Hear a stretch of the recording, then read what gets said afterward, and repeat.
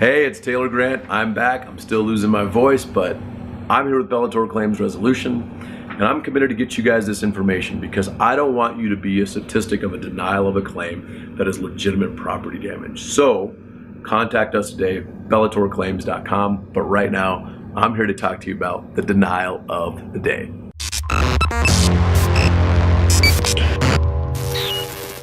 Today's comes to us from Ray of Centennial, Colorado. Now, this was a very long entry.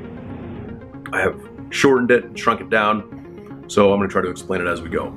Insurance company sent a consulting structural engineer. His report erroneously stated that the splits in my foundation wall were caused from lack of placement of cushioning material in the backfill, not from the explosion. So there were some explosions at a building nearby. This was untrue.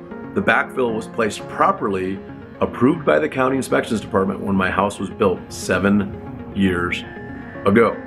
Insurance company accepted the consulting engineer statements as fact. Even after I pointed out the false statements, I followed up with a request for higher level review and got the same answer: rejected claim based entirely on the previous wrong statement and assumptions of the consultant. Now, this is the deal, and this isn't every engineer, but a lot of the engineers that I have worked with that are consulting for the carrier, the insurance company, okay, they sometimes write reports that are in the favor of the insurance company. I've been on properties where I have circled literally 20 hits in a 10 foot by 10 foot square on a shingle roof, and as I'm at the property, the engineer agrees with me and says, yeah, I see the damage, it makes a lot of sense. And then I get the report back 4 or 5 days later, and the picture, instead of it being the 20 hits, is a corner of the roof that has no markings, or maybe one marking, okay? And then the guy says, there is no hail damage. And then we push the property to appraisal, and instantly the two appraisers get up on the roof and say, yeah, this is for sure hail damage. And I don't know why we're up here. Like this, why are we as appraisers doing this appraisal when the damage is obvious? And so the insurance company hired an engineer, a professional engineer that is licensed with the state, to go out and give them a report. And the report, instead of showing the true damage, shows and hides the damage because it shows only a corner of the building. And then the report in writing from the engineer specifically says there's no hail damage. And then we have to take on further costs, which cost the consumer more money to hire an appraiser, an insurance appraiser, totally different than a real estate appraisal, just so you know. I've had some confusion with that. This is not a residential or commercial real estate appraisal. This is what's called an insurance appraisal, and we can talk about that some other time. But long story short, the appraisers get involved, there is added expense, and literally within 2 to 3 minutes, the people on the roof are like, yeah, this is for sure hail damage. What do we need to write up for the estimate and get this thing approved? But if you don't know the process, which most people have no idea what the hell the process is because they make it confusing on purpose, okay? And guess who wrote the contract? The insurance company. So guess who makes the rules?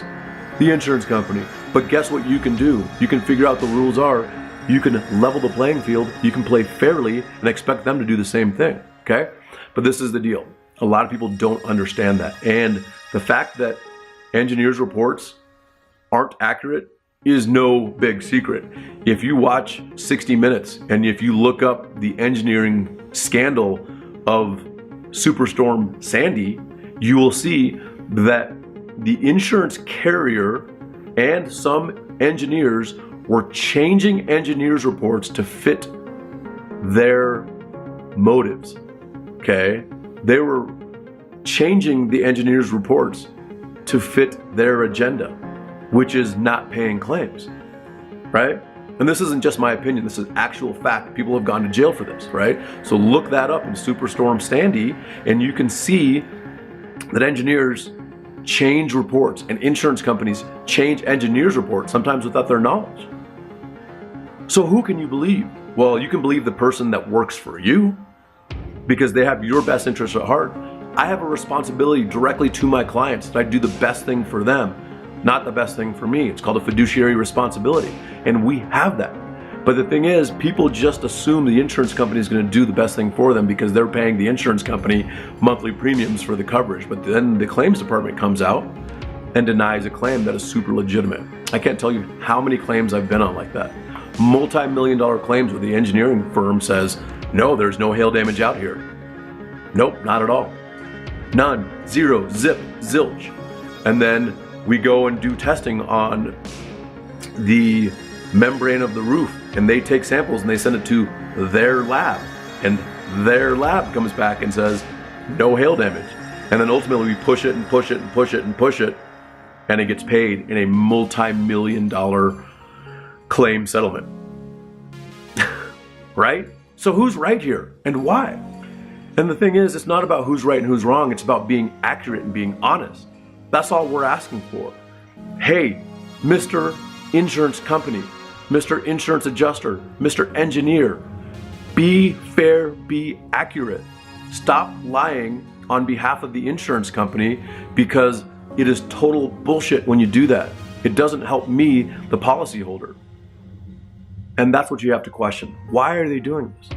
Would you bite the hand that feeds you? If you're getting hundreds or maybe thousands of engineering assignments in the same state, and the insurance company behind closed doors has a little conversation that says, hey, it'd be a lot better if these engineering reports were in our favor. It's happening. It's documented. It happens. It's happening. It's happened. So please get us involved sooner than later, because we can fight these erroneous structural engineers and erroneous professional engineers that write these bogus reports on behalf of the insurance company, not you, the insured policyholder. Okay, that's all I got. I hope you guys are doing well. If you need help with a commercial, industrial, or large loss residential property insurance claim, contact us today, bellatorclaims.com.